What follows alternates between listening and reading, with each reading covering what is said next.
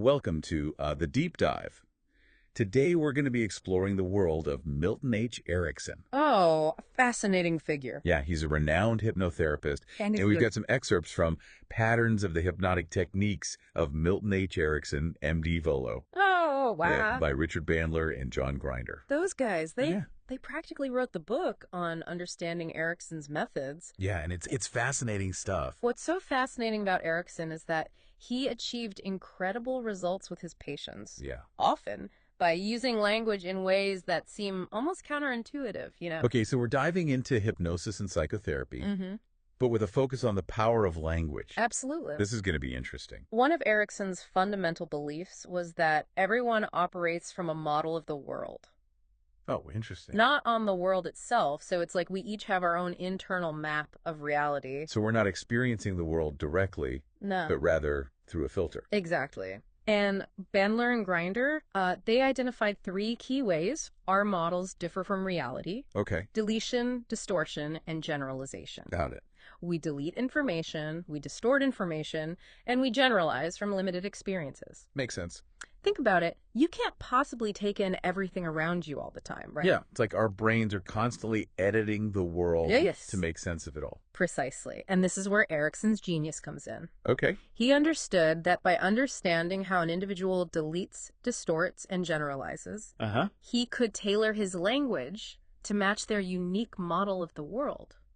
Wow. It's like speaking their language, but on a much deeper level. Okay, that makes sense. Right. But how does this actually work in practice? Well, imagine you're talking to someone who's very visually oriented. Okay. They might use phrases like, I see what you mean, or that looks good to me. Erickson would pick up on those cues. Right. And use similar language to create a sense of rapport and understanding. It's called pacing, right? It's called pacing, exactly. So it's like mirroring their language to build a connection. Exactly. Okay. And then, once that connection is established, you can subtly introduce new ideas or suggestions that align with their goals. I see. That's called leading. So you're essentially meeting them where they are and gently guiding them towards a new way of thinking or behaving. That's the idea.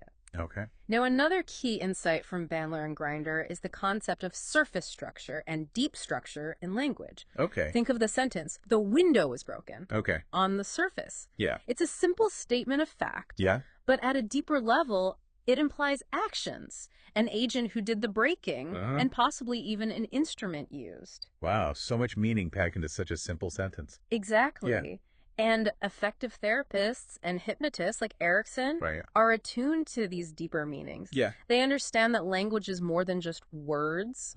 It's a way of evoking experiences and influencing thoughts and behaviors. Okay, this is all starting to make sense, but Yeah. how did Erickson actually use language to bypass resistance and induce a trance? Well, one of his favorite techniques was phrasing commands as questions. Instead of saying, put your hands on your thighs, he might ask, can you place your hands on your thighs? Right. It seems like a subtle difference, Yeah. but it has a profound impact. I can see how that would feel less like a command Right. and more like a choice. Exactly. It bypasses that conscious resistance that we often have when someone tells us what to do. Makes sense. It feels more like we're in control. Yeah. Even though we're still being subtly guided towards a specific action. It's like those times when someone persuades you to do something and you later realize you weren't even consciously aware of being influenced. Yeah. It's fascinating, but also a little bit spooky. It is fascinating. And that's what's so compelling about Erickson's work. He understood that the unconscious mind is highly receptive to suggestions. Okay. Especially when they're delivered in a way that bypasses our conscious defenses. This is mind-blowing stuff. It is pretty amazing. So Erickson was basically a master of using language to influence people's thoughts and behaviors without them even realizing it. That's one way to put it, but it's important to remember that he always used his skills ethically. Good, good. And with the intention of helping people overcome their limitations and achieve their goals. Okay, good to know. Right. So we've got this idea that we all have internal maps of reality. Yes. And those maps are shaped by deletion, distortion, and generalization. Right. And then we have these concepts of pacing and leading. Yes. Using language to build rapport and gently guide people towards new experiences. This is a lot to take in. It is. And we've only just scratched the surface. We have. Erickson also had a fascinating way of using stories and metaphors to bypass resistance and deliver therapeutic suggestions. Oh, absolutely. Okay, I'm intrigued. Yeah. Tell me more about that. Well, Bandler and Grinder highlight a case study in their book. Oh. The story of Joe, a florist with terminal cancer and chronic pain. Wow. Erickson, knowing Joe's love for plants, used an extended story about a tomato plant. Okay. To induce a trance and intersperse therapeutic suggestions. A tomato plant story to help someone with cancer. Yeah. That seems pretty far out there. It does, doesn't it? Yeah. But here's the key insight. Okay. Joe, desperately seeking relief from his pain, Right. actively searched for meaning in the seemingly irrelevant details of the story. Yeah. His unconscious mind was working to make sense of it all. So even though the story seemed random on the surface, Yeah. his unconscious was looking for connections and meaning. Exactly. I see. And Erickson, being the brilliant therapist that he was, had carefully woven therapeutic suggestions into the fabric of the story. So it wasn't just a story. No. It was a carefully crafted therapeutic tool. Precisely. That's amazing. This case illustrates what Erickson called the interspersal hypnotic technique. Okay. He didn't separate the trance induction from the therapeutic suggestions. Oh, interesting. Instead, he wove them together. Clever. Making the suggestions more powerful and less likely to be consciously rejected. Wow, that's incredible. It's really fascinating how he did this. He was like a linguistic magician, weaving spells with his words. That's a great analogy. I try. It speaks to the power of language to shape our experiences and influence our behavior at a deep, unconscious level. This is all so fascinating. It is. But it also raises a lot of questions. It does. I have so many. And we'll delve into those questions as we continue our deep dive into Erickson's techniques, guided by the insightful analysis of Bandler and Grinder. Okay. Yeah. All right. Looking forward to it. Me too. Okay. So we'll pick this up next time, then. Next time. Okay, sounds good. Welcome back to the deep dive. Last time, we left off with that story of Joe and the tomato plant. Yeah. It's incredible how Erickson used this seemingly unrelated story to help Joe manage his pain. It really highlights the power of the unconscious mind, you know, and how receptive it is to suggestion, especially when it's actively engaged. Right. Joe was so focused on finding relief that he was primed to find meaning. Yeah. Even in a story about tomatoes. So what other techniques did Erickson use to tap into this unconscious potential? Well, Bandler and Grinder Yeah. identified a technique they called analogical marking. Okay. It's a subtle way of using your voice to emphasize certain words or phrases, Right. drawing the listener's attention to those key elements. So it's like when you emphasize a specific word in a sentence, and it completely changes the meaning. Exactly. Okay. Imagine someone saying, you can feel that sense of calm washing over you. Yeah. The emphasis on feel directs the listener's attention to their bodily sensations, even if they aren't consciously aware of it. It's like planting a seed in their unconscious mind. Right. They might not even register it consciously, but their body starts to respond. That's a great way to put it. Yeah. And Erickson used this technique masterfully. Okay. He would embed commands within seemingly innocuous sentences, Okay. using his voice to highlight the key words that would resonate with the unconscious mind. This is like a linguistic superpower. It's pretty amazing. Speaking of the unconscious mind, Yeah. how did Erickson access that part of us that's not always directly available? Well, one fascinating aspect of his work was his understanding of how the two sides of the brain specialize Oh, interesting. in different functions. Okay. You know how we often talk about left brain versus right brain thinking? Yeah, like the left brain is more logical and analytical, Yes. while the right brain is more creative and intuitive. Exactly. Well, Erickson believed that the dominant hemisphere, usually the left side, Okay. is primarily responsible for language processing. Okay. While the non-dominant hemisphere, usually the right, handles things like visualization, spatial awareness, and emotional processing. Interesting. So he was tapping into both sides of the brain. Precisely. Wow. He would often use techniques that activated the non-dominant hemisphere, Okay. like asking clients to visualize images or recall memories associated with strong emotions. Right. This helped bypass the critical faculties of the dominant hemisphere and access the more receptive unconscious mind. I'm starting to see how all of these pieces fit together. Yeah. It's like Erickson was a master conductor, orchestrating different aspects of the mind to create a harmonious state of change. That's a beautiful analogy. And here's where it gets even more intriguing. Okay. Bandler and Grinder suggest that Erickson might have even tailored his language depending on which ear he was speaking into. Wait, really? Different language for each ear? It's interesting. Yeah. Each ear is more strongly connected to the opposite side of the brain. Oh, so by speaking into a specific ear, he could subtly target a particular hemisphere. I see.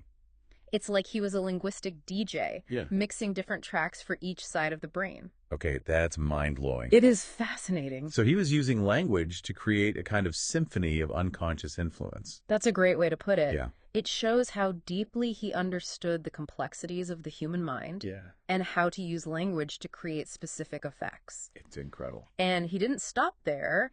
Erickson also utilized a whole arsenal of specific linguistic patterns to pace, distract, and lead his clients. Okay, I'm ready for more of those linguistic tools. Give me some examples of the patterns he used. One technique he used was something Bandler and Grinder called generalized referential index. He would use vague language. Oh. Like people can learn. Right. Allowing the client to fill in the blanks with their own experiences. So it's like he's inviting the listener to actively participate in creating the meaning. Exactly. It makes the suggestion more personally relevant and impactful, and it reduces resistance because it feels like they're coming up with the ideas themselves. That's clever. What other techniques did he use? Another common pattern was deletion. Okay. He would intentionally omit parts of sentences. Got it. Forcing the listener to unconsciously fill in the gaps. Right. Like when you see a sign that says open for, you instantly fill in the blank with business or something similar. Exactly. Yeah. And by strategically omitting key information, Erickson could subtly guide the listener's attention and create a sense of anticipation or curiosity. It's like creating a mental puzzle that the unconscious mind is eager to solve. Okay, deletion. What else? He also loved using ambiguity. Okay. He would use words or phrases with multiple meanings. Right. Creating a kind of confusion that bypassed the conscious mind's tendency to analyze and resist. So it's like those optical illusions where you can see two different images depending on how you look at it. But in this case, it's a linguistic illusion. You got it. Wow. And in that moment of confusion, the unconscious mind is more receptive to suggestions. Makes sense. As it tries to make sense of the ambiguity. Wow. It's incredible how much power is hidden within the subtleties of language. It is. These are just a few examples of the many linguistic tools Erickson had at his disposal. Yeah. But what's really important to remember is that he always used these techniques with respect. Absolutely. For the individual and their well-being. Absolutely. He understood that language is a powerful tool. Right. And it's essential to use it responsibly and ethically. So it's not about manipulation. No. But about helping people access their own inner resources for positive change. Exactly. And as we continue to explore Erickson's techniques, it's crucial to keep that ethical dimension in mind. This is all so fascinating. It is. But it's also a lot to absorb. Yeah. I'm wondering, how can our listeners start to apply these insights in their own lives? That's a great question, and that's exactly what we'll explore in the final part of our deep dive. Okay, great. We'll discuss how to become more aware of our own language patterns, how to use language to build rapport and influence others ethically, and how to tap into our own unconscious resources for creativity and personal transformation. It's going to be good. It is. It's fascinating stuff. Welcome back to the deep dive. We've been exploring the fascinating world of Milton H. Erickson. Yes, we have. And his masterful use of language to induce trance and facilitate therapeutic change. And we've seen how he used everything, from subtle shifts in tone of voice, to carefully crafted stories, to bypass resistance and communicate directly with the unconscious mind. It's really amazing how much is going on beneath the surface of our awareness when we communicate. Yeah, it really is. But now I'm wondering, how can we take all of these mind-blowing insights and actually apply them in our own lives? That's a great question, and it's important to remember that these techniques aren't limited to the therapist's office. Okay. They have implications for how we understand communication and influence in all areas of life. So we're not all going to become hypnotherapists. Right. But we can learn to use language more effectively in our everyday interactions. Exactly. Cool. The first step is awareness. Okay. Start paying attention to the language used around you. In conversations, in the media, Right. even in your own internal dialogue. Okay. Notice those subtle cues, the presuppositions, Yes. the ambiguities, the embedded commands. So it's like becoming a linguistic detective. Yes. Uncovering those hidden messages that shape our thoughts and actions. Precisely. Okay. Once you start to recognize these patterns, Yeah. you'll be amazed at how much influence they have. Yeah, I bet. And then you can start to experiment with using them consciously and ethically in your own communication. Okay, give us some practical tips. How can we start using these techniques in a way that feels authentic and helpful rather than manipulative? Well, one of the most powerful applications is in building rapport. Okay. Remember the concept of pacing. Yes. By using language that mirrors the other person's sensory experience and word choices, you create a sense of connection and understanding. It's like you're speaking their language, showing them that you're on the same wavelength. Exactly. Yeah. And once you've established that rapport, you can subtly introduce suggestions or ideas that align with their goals and values. It's not about forcing your agenda on someone. No. But about gently guiding them toward a new perspective or behavior. Exactly. And remember, those indirect commands framed as questions, they're a great way to encourage someone to consider a new possibility without feeling pressured. Like, can you imagine feeling more confident in this situation? Exactly. Or is it possible to approach this problem from a different angle? Exactly. Right. Those kinds of questions open up space for new possibilities without triggering defensiveness. I see, okay. And don't underestimate the power of metaphors and stories. Because they appeal to our emotions and bypass our logical mind. Right. Okay. They can be incredibly effective in communicating complex ideas and bypassing resistance. Right. Think about how many important lessons we learned through stories, from childhood fairy tales to inspiring biographies. That's true. Yeah. This is all starting to make sense. It's like we've been given a whole new toolbox for communication. You have. Thanks, right. And like any powerful tool, yeah, it comes with a responsibility to use it ethically. Of course. And with respect for the other person's autonomy. So it's about empowerment, not manipulation. Yes. It's about helping people access their own inner resources for positive change. Exactly. And the more we understand the power of language, the more consciously and skillfully we can use it. Right. To create a more positive and fulfilling experience for ourselves and others. This has been an incredible deep dive. It has. We've gone from the technical aspects of language patterns to the ethical considerations and practical applications in our everyday lives. It's fascinating stuff. And we've only scratched the surface of what's possible when we start to understand the profound impact language has on our minds and our experiences. Absolutely. It's like we've been given a key to unlock a whole new level of communication and influence. I think that's a great way to put it. And the journey doesn't end here. I encourage everyone to continue exploring the work of Milton H. Erickson. Definitely. And the field of neurolinguistic programming. It's an amazing field. There's a wealth of knowledge waiting to be discovered. There is. Well said. And to our listeners, we encourage you to pay attention to the language you use. Yes. And the language used around you, you might be surprised at what you discover. You might be. Until next time, keep diving deep. See you next time.